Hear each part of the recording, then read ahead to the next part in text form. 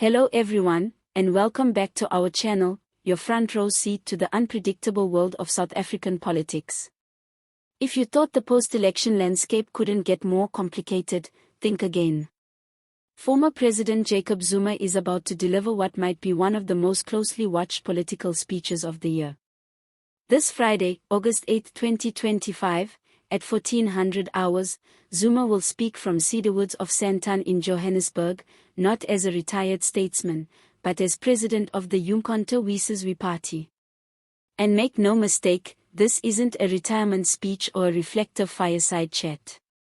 It's a calculated national address from a man who still believes he has political capital to spend, and possibly, a few scores to settle. Today, we're going deep into what this address could mean, what we're expecting, and why this speech could disrupt coalition talks, challenge the ANC, and possibly open the door to a new opposition movement. Or, in classic Zuma fashion, confuse everyone and leave the country guessing.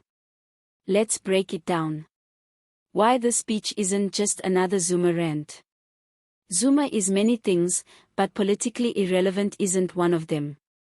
The MK party, barely a year old, shocked many by entering parliament and scooping significant votes in KwaZulu-Natal. Zuma may be out of the ANC, but he's not out of the game. This speech is scheduled just after a private MK party leadership meeting where key internal decisions were made. Among them, the possible announcement of a new Secretary-General and a broader policy direction for the next political phase. Zuma's address is expected to cover these outcomes, but more importantly, it will set the tone for how the MK party plans to operate inside, and possibly outside, Parliament. So, what's on the table? MK party strategy, rebellion or realignment? Word from inside the MK party is that the recent leadership meeting was not a polite tea party. It was tense. There are sharp divisions between those who want to push for greater institutional power through coalition politics, and those who want a more confrontational stance, legal battles, mass action, maybe even parallel governance structures. Zuma is expected to land somewhere in between. He's never been a fan of the GNU, calling it a club of elites trying to protect their wealth and international approval ratings.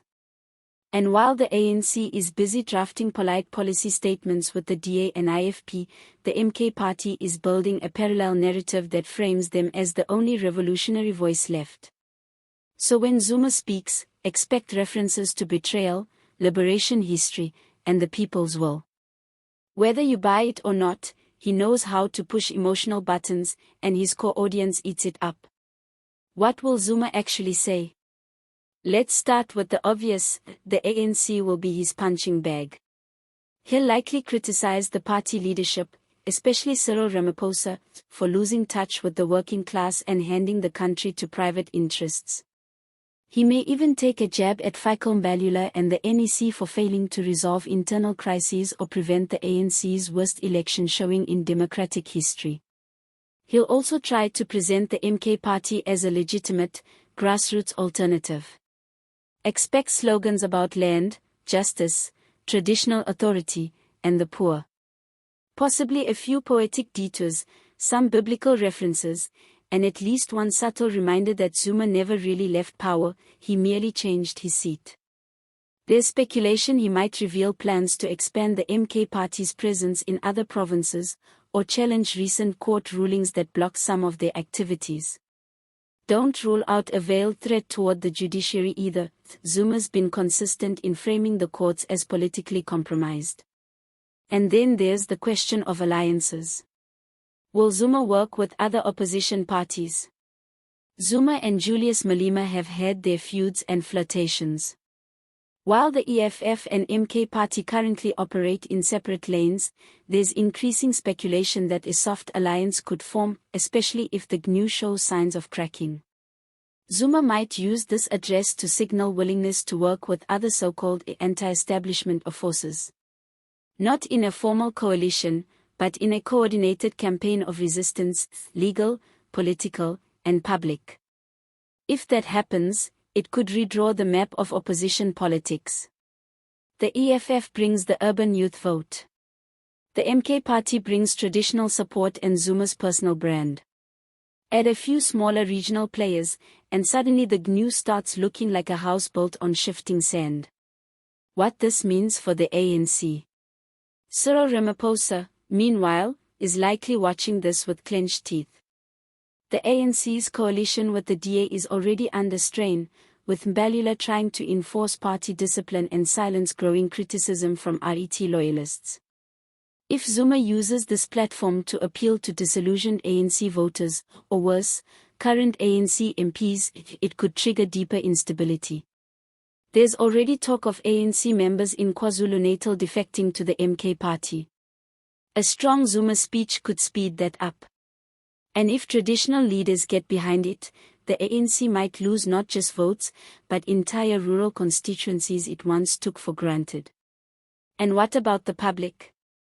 For the average South African, Zuma's speech will hit differently depending on where you stand politically. Some will see him as a relic trying to revive his political career through nostalgia and disruption. Others will see a former liberation leader reclaiming the revolution from a party that's grown too comfortable in power. Whatever side you fall on, the impact is real. In an environment where load shedding, youth unemployment, and broken municipalities dominate daily life, any speech that taps into public frustration carries weight. Zuma's got the charisma, the history, and the grievance politics to mobilize large segments of the country, especially if the GNU continues to bicker internally. Final thoughts: what should we be watching for? Here's what to look out for when Zuma takes the stage. Will he name a new Secretary General from the traditional leadership ranks? Will he launch a direct attack on the GNU or leave room for negotiation? Does he reach out to the EFF or other parties for a united opposition front? Will he issue a call for protests, or something more radical? And finally, how does the audience react? Will this be a fiery Zuma revival? Or just a familiar tune in a new venue? We'll be covering the speech live, bringing you detailed analysis, quotes, and reactions right here on the channel. So make sure you like this video, subscribe if you haven't already, and drop your thoughts in the comments. Is Zuma just stirring the pot, or is he building something bigger behind the scenes?